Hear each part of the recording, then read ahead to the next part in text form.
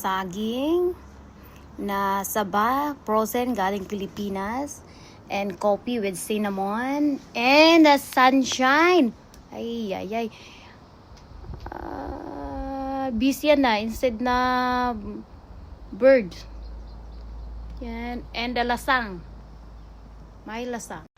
Hello guys. Happy Thursday. And happy long weekend. So, ito. Chill-chill. Sa mainit na panahon. Ngayon po ay walang OT. May OT pero 30 minutes lang yung OT. Yung overtime. Yeah, pahinga day. 3 days off.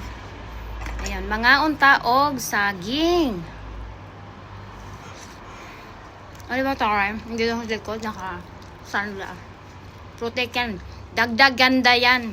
Kaya, sa umaga ako gumising. Alas 4 pa. 4:30 ng umaga. Kaya, mukhang bangingot. Tapos kulot. Kulot for the day.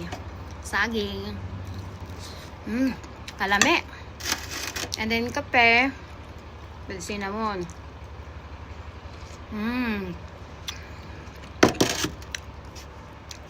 Bye.